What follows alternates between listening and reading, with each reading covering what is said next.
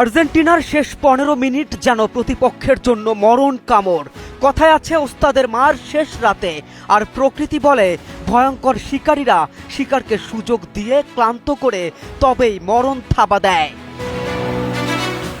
পুরো ম্যাচে সমতায় থাকা দলটা প্রতিপক্ষের মুখের হাসি কেড়ে নিতে বেছে নিয়েছিল শেষের মাত্র ১৫ মিনিট, আর তাতেই সেমিফাইনালের টিকিট কনফার্ম। যে ফুটবলারকে ঘিরে ম্যাচের আগে ছিল সমালোচনা, সেই হুলিয়ান আলভারেজই হয়ে উঠলেন আর্জেন্টিনার নায়ক।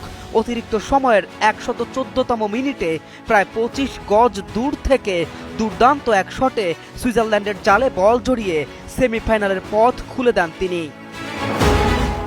আর যোগ করার সময় লাউতেরো মার্টিনেজ আরও একটি গোল করলে ৩-১ ব্যবধানে জয় নিশ্চিত হয় আর্জেন্টিনার। এর আগে ম্যাচের ১০ মিনিটে লিওনেল মেসির কর্নার থেকে হেডে গোল করে দলকে এগিয়ে দিয়েছিলেন Alexis Mac Allister.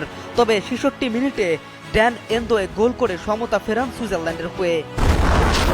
হিউস্টনে rocking tasty, সীমানা ছাড়াও নিজেকে হারাও।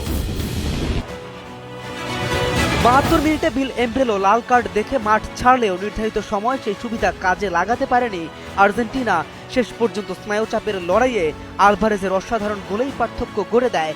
কঠিন মুহূর্তে নিজের সামর্থ্যের সেরা প্রদর্শন করে সব আলোচনার জবাব দিয়েছেন এই ফরওয়ার্ড, আর তার জাদুকরী গোলেই বিশ্বকাপের সেমিফাইনালে জায়গা নিশ্চিত করেছে Argentina. K M Rafin, news 24।